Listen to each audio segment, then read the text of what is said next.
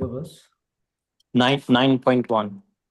Hare Krishna, Krishna Krishna, Hare Hare, Hare Ram, Ram, Hare Hare, Oh, Hare Krishna, Krishna, Hare Hare, Hare Ram, Hare Hare, Hare Krishna, Hare. which is the verse today? 9.1. Oh, before you were all not able to hear my voice before, I think, right? We could hear you, but I don't think you could hear us, Prabhuji. Okay. I mean, Prabhupada, this also was going on, I think. Kripa also. Oh yeah, we could hear that. Till now it was going on, I think. Correct. It stopped and then it started again.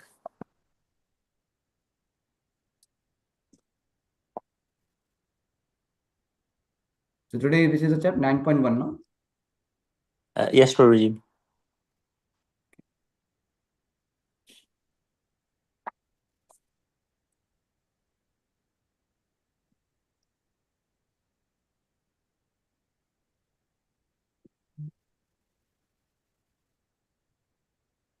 So can you read the verse? Shri Bhagavan Uvacha.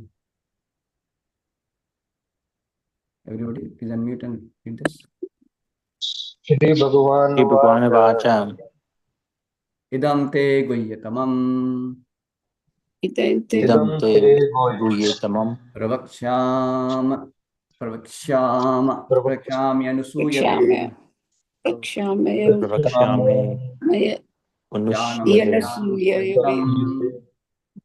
Jnana Vijnana Sahitam. Yagyatva mokshase shubhat. Yagyata Moksha Sevitam. Yeah. Read the translation. Mohit, can you read the translation? The Supreme Personality of Godhead said, "My dear Arjuna, because you are never envious of me, I shall impart to you the most confidential knowledge and realization, knowing which you shall be relieved of the mysteries of the material existence." Yeah. Go ahead. As a devotee hears more and more about the Supreme Lord, he becomes enlightened. This hearing process is recommended in Srimad Bhagavatam, the messages of Supreme Personality of God. So the messages of Supreme Personality of Godhead are full of potencies. And these potencies can be realized if topics regarding the Supreme Godhead are discussed amongst devotees. This cannot be achieved by the association of mental speculators or academic scholars, for it is realized knowledge. The devotees are constantly engaged in Supreme Lord's service. The Lord understands the mentality and sincerity of particular living entity who is engaged in Krishna consciousness and gives them the intelligence to understand the science of Krishna in the association of devotees. Discussion of Krishna is very potent, and if a fortunate person has such association and tries to assimilate the knowledge, then he will surely make advancement towards spiritual realization. Lord Krishna, in order to encourage Arjuna to higher and higher elevation in his potent service, describes in the 9th chapter matters more confidential than any he has already disclosed. The very beginning of Bhagavad Gita, the first chapter, is more or less an introduction to the rest of the book. And in the second and third chapters, the spiritual knowledge described is called confidential. Topics discussed in the 7th and 8th chapters are specifically related to devotional service, and because they bring enlightenment in Krishna consciousness, they are called more confidential. But the matters which are described in the 9th chapter deal with unalloyed pure devotion. Therefore, this is called the most confidential. One who is situated in the most confidential knowledge of Krishna is naturally transcendental. He therefore has no material pangs, although he is in the material world. In the Bhakti Rasa Matra Sindhu, it is said that although one who is a sincere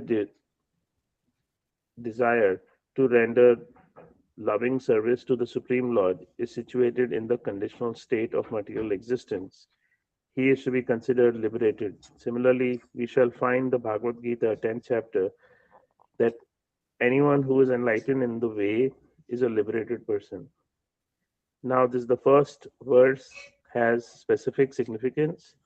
The word idam jnanatam, the knowledge, refer to pure devotional service, which consists of 9 different activities: hearing, chanting, remembering, serving, worshipping, praying, obeying, maintaining friendship, and surrendering everything. By the practice of these 9 elements of devotional service, one is elevated to spiritual consciousness, Krishna consciousness. When one's heart is thus cleared of material contamination, one can understand this science of Krishna. Simply to understand that a living entity is not material is not sufficient. That may be the beginning of spiritual realization, but no one should recognize the difference between the activities of the body and the spiritual activities of one who understands that he is not the body. In the 7th chapter, we already discussed the opulent potency of Supreme Personality of Godhead, his different energies, the inferior and superior natures, and all this material manifestation. Now, chapter 9, the glories of the Lord will be delineated. The Sanskrit word anasuvye, suvyeve, is the verse who also very significant. Generally, the commentators, even if they are highly scholarly, are all envious of Krishna, the Supreme Personality of Godhead. Even the most erudite scholars write on Bhagavad Gita very inaccurately because they're envious of Krishna, their commentaries are useless. The commentaries given by devotees of the Lord are bona fide. No one can explain Bhagavad Gita or give perfect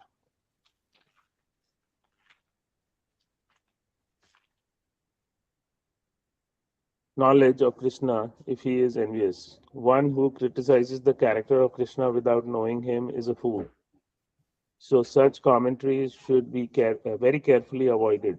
For one who understands that Krishna is the Supreme Personality of Godhead, the pure and transcendental personality, these chapters will be very beneficial. Thank you for reading the long purport.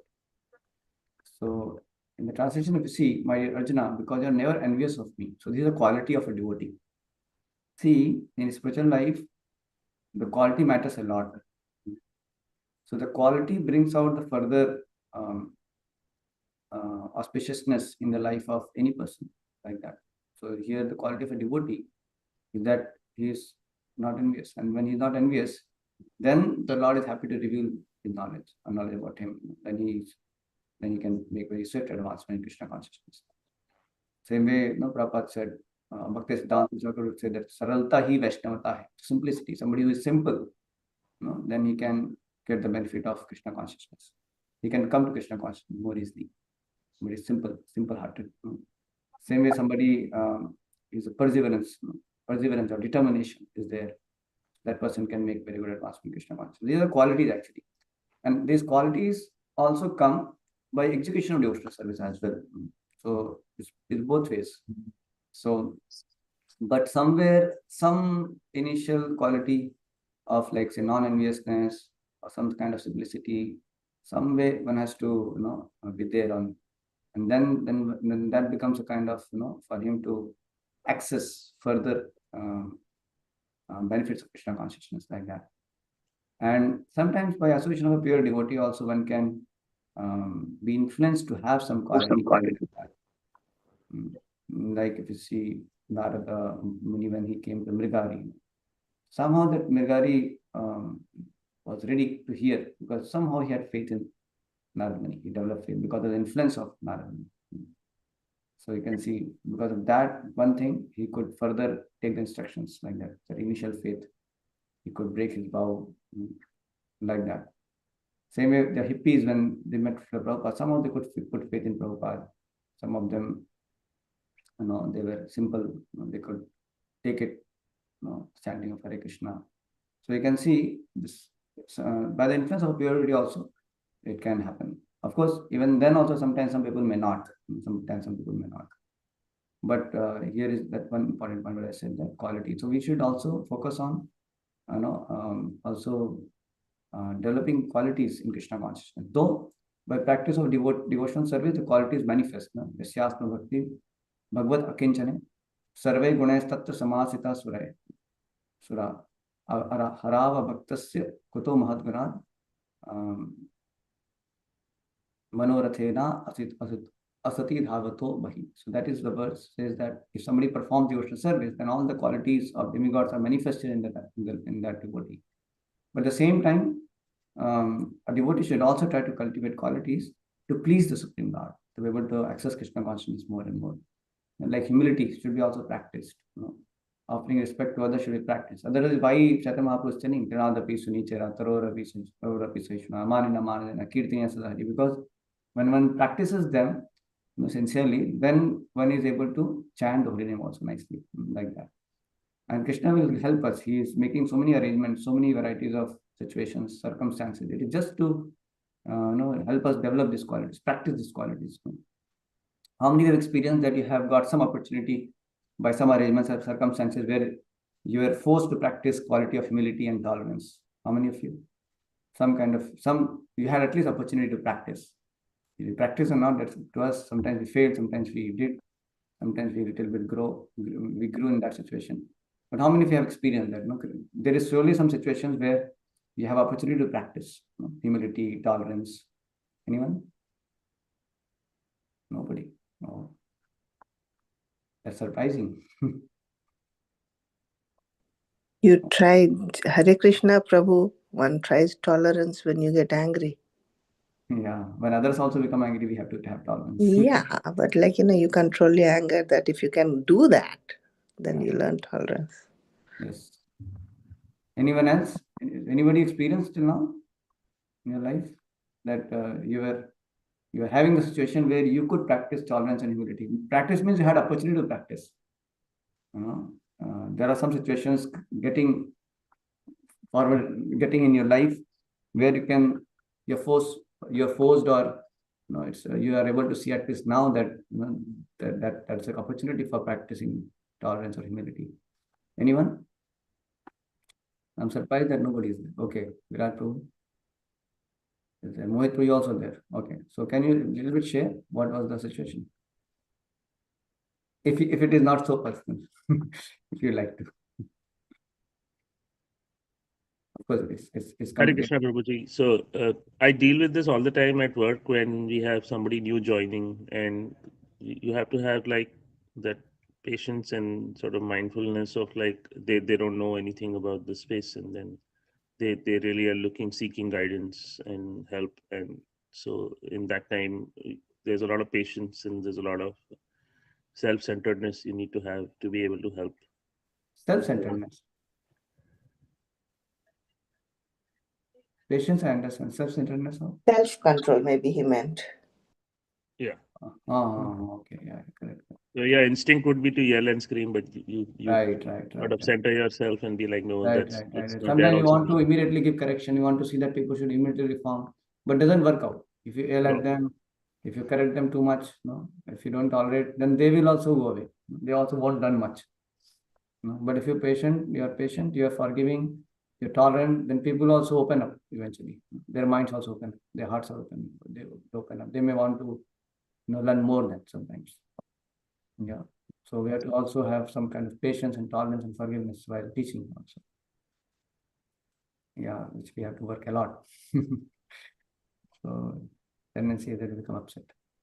And then the students also become fearful like that happen. So we may have to give correction, but you have to see also that how that can be effective. Yes, thank you, bro. Virat, you would like to share anything? If it is personal, you may not also, no problem. Not personal. I thought you meant about how you have to show tolerance within like ISKCON, for example. In terms of outside of ISKCON, it's very similar to Prabhuji in terms of dealing with new staff and inexperienced staff and people you work with. So in ISKCON, how do you practice it? In ISKCON, in a very sweet way, I was like reflecting on like the big events that ISKCON holds around the country, like the Rath Yatras and like the boat festivals, and how like devotees come together to work together and they try as hard as possible to like get the event going, and sometimes there may be obstacles, and rather than getting frustrated, you just have to really appreciate that, like, all you're around devotees, everyone's trying really hard, everyone has one collective mission, and things may not go according to plan, but really they are actually going according to plan, according to Krishna's plan. So it's just trying to look for the positive during the Rath Yatras and like the boat festivals and like the smaller groups. It's just Correct. yeah. Yeah, correct. So when a lot of sometimes, you will find faults. You may see there a lot of mismanagement, some devotees will not do something. Many things could be observed. But yes, if you remain patient and see the positive, encourage devotees rather than become upset about everything. See that there are a lot of some very good things are also happening. Yeah. Some things may be surely, to be improved. We can make note of it, and maybe at the right time we can address that. In a more peaceful and calmly. Later we can address them, at the right time when people can take it also well. You can plan it. So yes, Prabhu, thank you so much. That's important, like that. So that way we'll have many opportunities to practice tolerance, forgiveness, all that.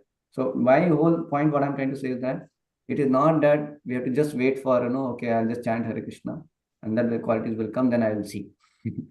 We should also consciously endeavor to practice them also to please the Supreme Lord. That is also important. We should also try to practice it. As I said, otherwise, why Chaitanya Mahaprabhu is telling Pranadapi Suniche, Natarora Pisaicha, Namani, Namani, Kirtaniya Sadhaya. Because when you practice them, then you can also then get the mercy of the Lord, and that can help you to perform devotional service also nicely. Like then you can chant nicely. And when you chant nicely, then these qualities will become more and more deepened in your heart. Like that. I just wanted to share you a nice thing. After that, we can end it. So just maybe one small thing I want to share. It's nice. Adi Leela, this is chapter 17. Yeah, I read very nicely yesterday.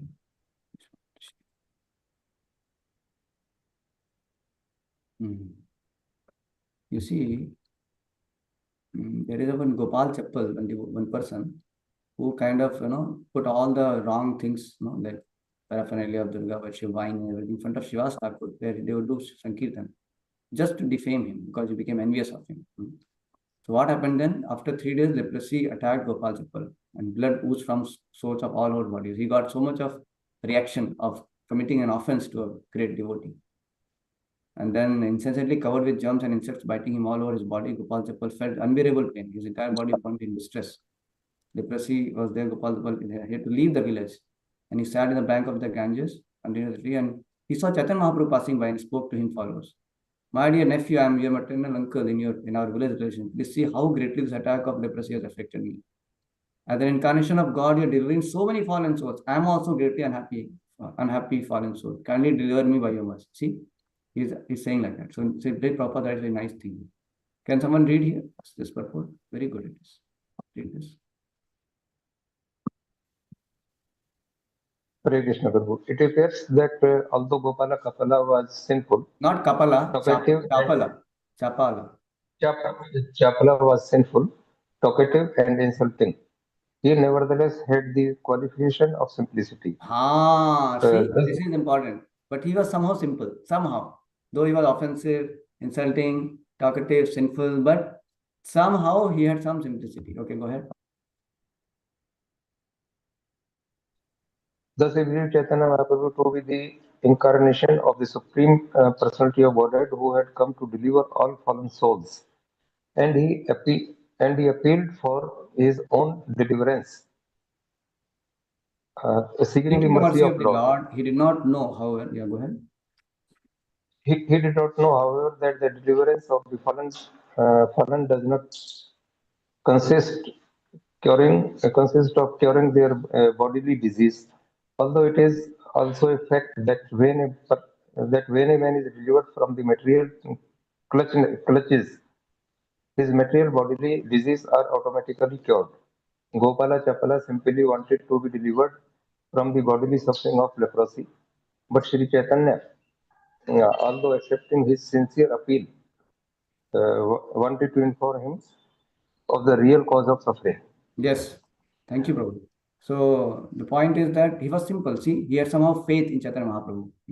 And he did not even think of delivering from cycle of birth and death. He said, please deliver me, because he was very miserable. You see. So it's that simplicity, helped him like that. Of course, then Mahaprabhu further chastised him and all that. It's okay. And another thing I'll show you. I'll show you another thing also. And this one comes.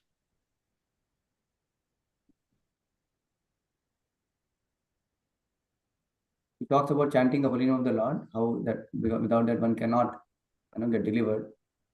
Then but he says, but a devotee engaged in chanting the holy name of the Lord should practice. See what is written. Should practice. Practice forbearance like a tree. That means you have to practice it also. We cannot say, oh, I'll chant anyway, tolerance will come. No. No, that is true. But we have to practice also to make our chanting effective. Even if rebuked or chastised, he should not say anything to others to retaliate. For even if one cuts a tree, it never protests. And even if it is drying up and dying, it does not ask anyone for water. This practice of forbearance is very difficult. But when one engages in chanting the Hare Krishna mantra, the quality of forbearance automatically develops. See?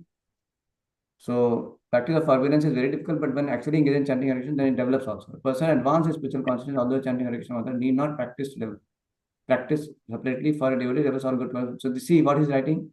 A person advanced in spiritual consciousness through the chanting of the Hare Krishna mantra need not practice to develop it separately. But we are not so advanced. We keep fighting and aiming and all that. So we have to practice also, so that we can chant Hare Krishna mantra properly, and then we'll make more advancement. Then chanting Hare Krishna mantra itself will give you more and more strength to be tolerant, like that. Now also it is going to give you, but it becomes more, we make it more difficult by not practicing this also. So that's why we will feel the need to practice them also. You're getting this now? This is a dynamic thing. So one cannot say that, oh, I did not, I'll just focus, and then you don't practice humility, you don't practice. No, we have to consciously also try. So for a devotee, there was some simple chanting. Yes. So Vaishnava should not ask anything from anyone else. If someone gives him something without being asked, he should accept it. But if something comes in, Vaishnava should not be satisfied. Vaishnava should be satisfied to eat whatever vegetables and fruits are easily available.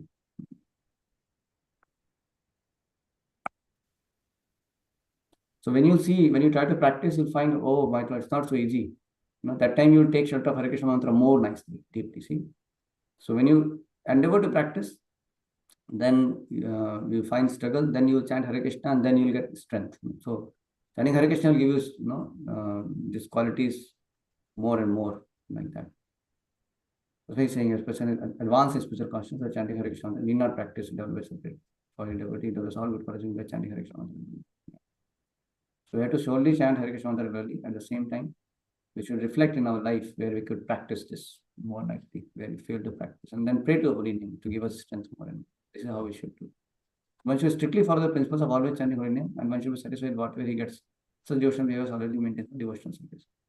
One who thinks himself lower than the grass, one who is more taller than a tree, and who does not expect personal honor, yet is always prepared to give all respect to others, can very easily always chant the Holy Name of the Lord. Then he says, raising my hands, I declare, everyone please hear me. String this verse on the thread of the holy name and wear it on your neck for continuous remembrance. It's amazing, no? Mahaprabhu is saying that you wear it on your neck. So he's saying, when chanting Hare Krishna mantra in the beginning, when we commit offenses, which are called in the stage, there is no possibility of achieving perfect of God. Therefore, one must chant Hare Krishna mantra according to the principles of the above verse. See? So one should chant Hare Krishna mantra and follow these principles. There are the principles. One should note in this connection that chanting involves activities of upper and lower lips. Okay. It's fine. It's nicely written. One should not. All three must be engaged in chanting Hare Krishna mantra. The word Hare Krishna should be very distinctly pronounced and heard. Sometimes one mechanically produces a hissing sound instead of chanting with the proper pronunciation with the help of the lips and tongue. Chanting is very simple, but one must practice it seriously. Therefore, the author of Sri Chaitanya Charitamrita, Krishnadas Kaviraj Goswami, advises everyone to keep this verse always strung about his neck. Because when you do that, then you can chant nicely.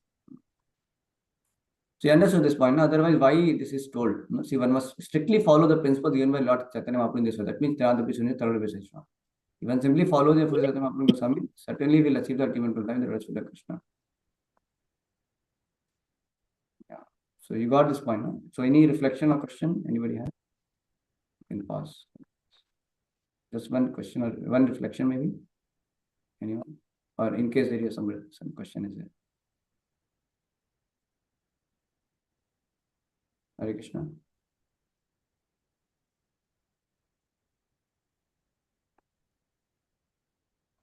Any reflection anybody has? Let's hear from Virat Prabhu. Anything? Hare Krishna, Prabhuji. Yeah. I was just reflecting on the class and the importance of having like a certain measure of qualities before you enter Krishna consciousness, but also how they will develop as you go into deeper in Krishna consciousness.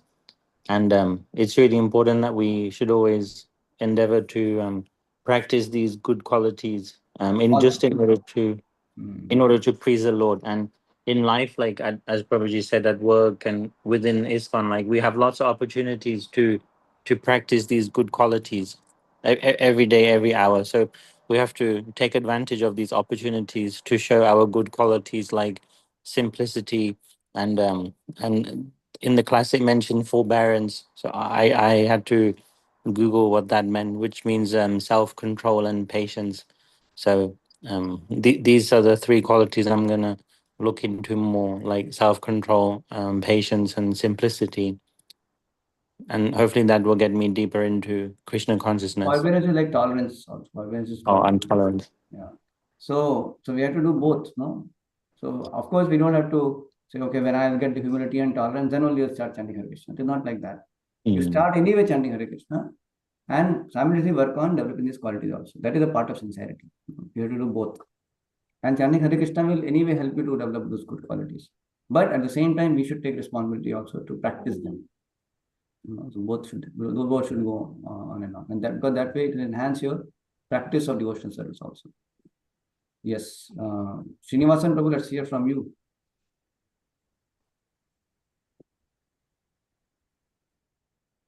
Srinivasan Prabhu, are you there? Okay, Mohit Prabhu. Mohit, do you have any point to share?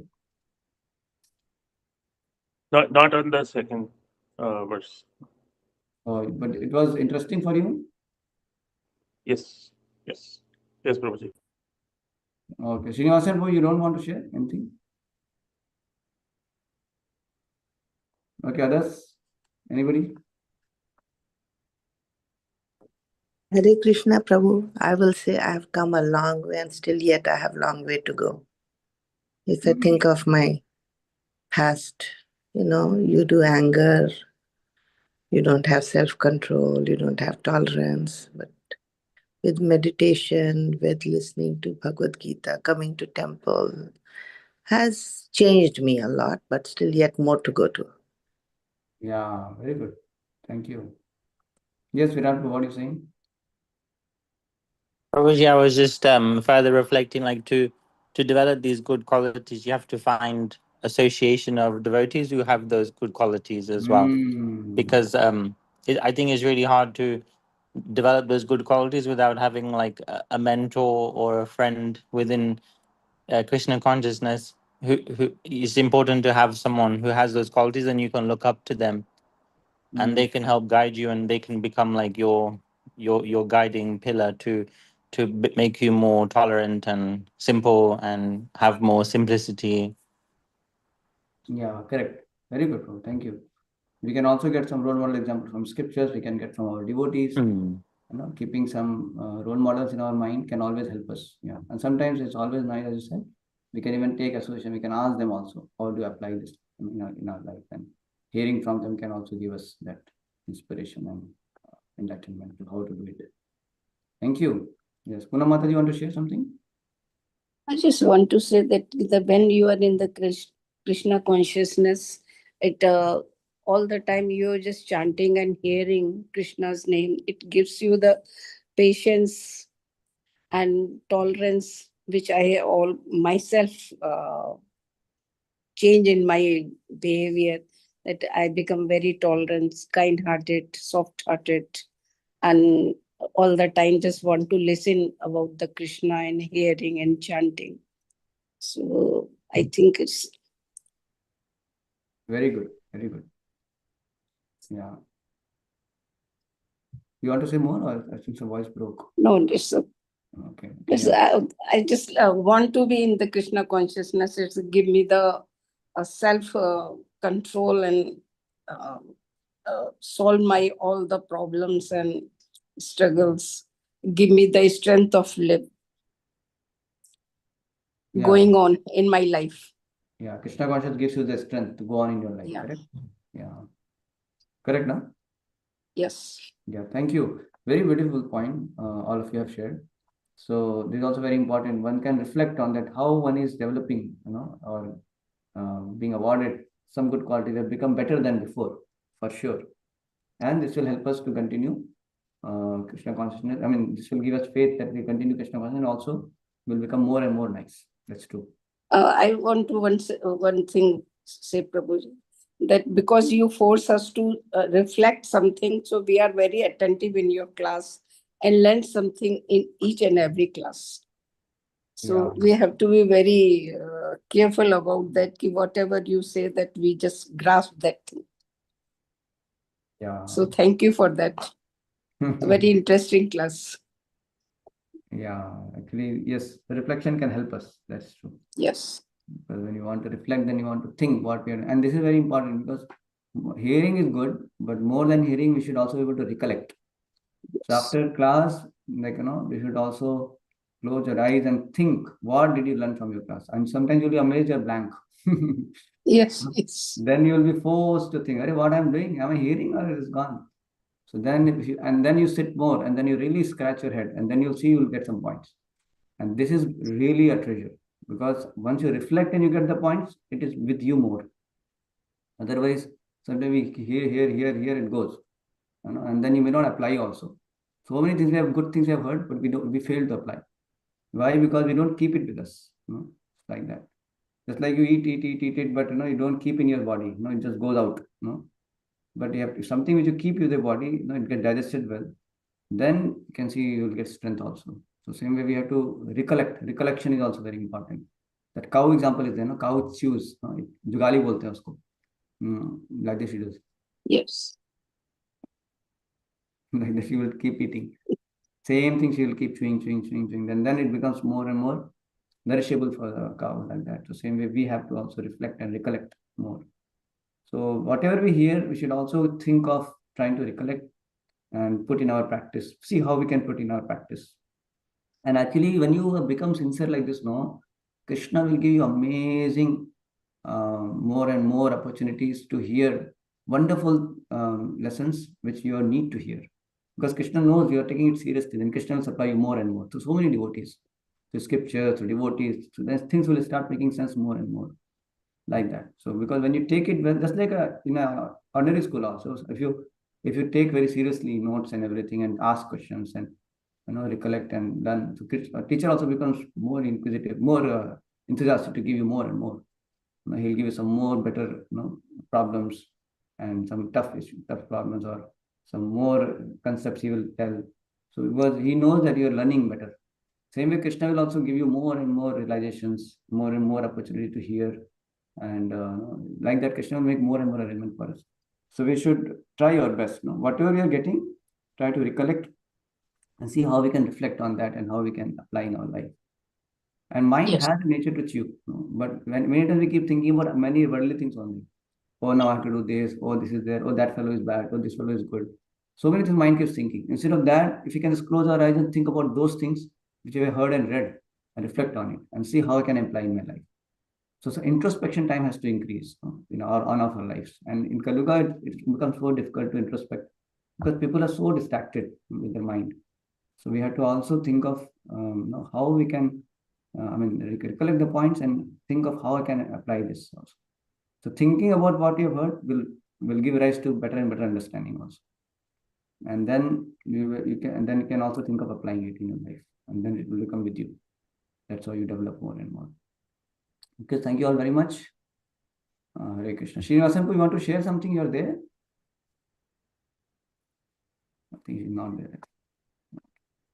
Hare Krishna. Thank you.